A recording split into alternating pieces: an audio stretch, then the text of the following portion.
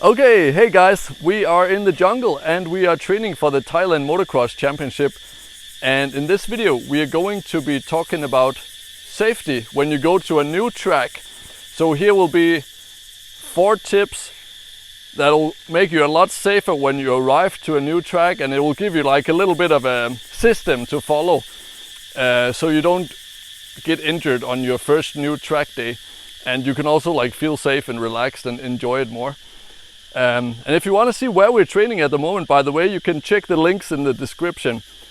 Okay, so let's be very clear. The most dangerous thing to do that can happen on a new track is if you are at the wrong place on the jump landing. The landing zone of the jump, where you have like some guys landing from a big jump, that's the most dangerous place to be. If you ever crash or you stall your bike or you like fall or tip over or something on the landing area, you have to think quickly, get away. Get your bike away as well. If you don't get the bike away, somebody's gonna land on your bike and crash as well.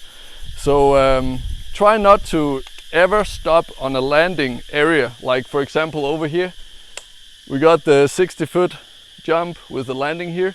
If you ever find yourself coming to a stop for some reason, like don't stop and talk to your friend or take a photo at the jump landing, okay? That's most important thing to know on a new track.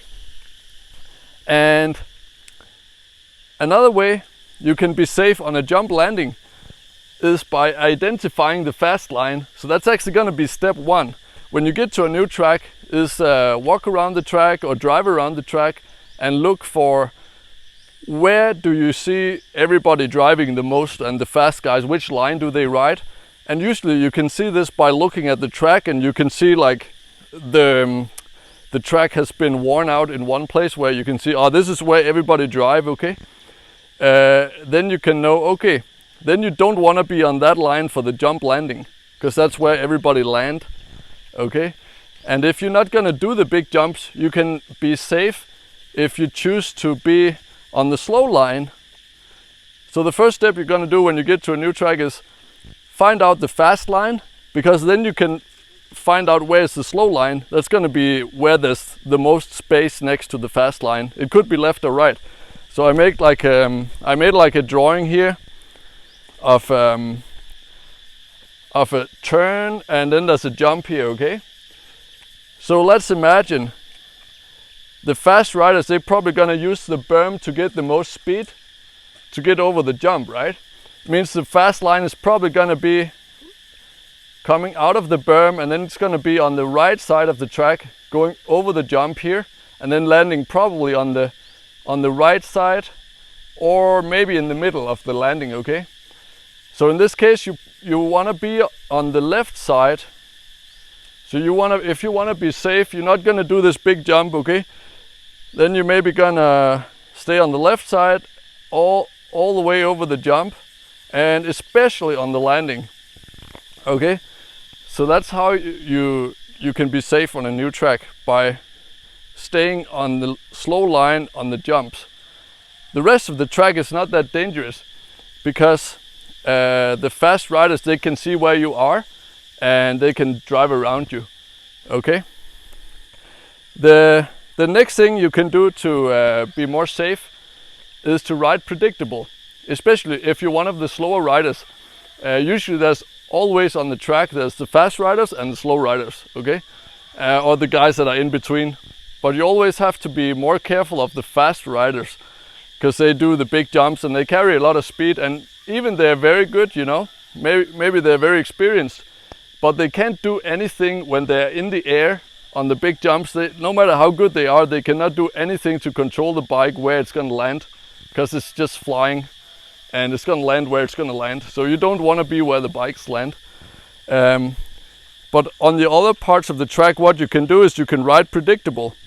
So you don't suddenly change your line on the track, okay? Just like in normal traffic. So that's pretty common sense from normal traffic, right?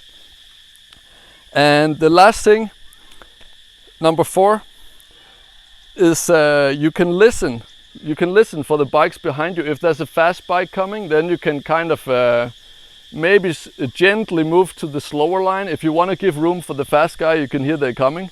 So you can also like kind of look where people are on the track, and then you can try to calculate when will the fast guys come.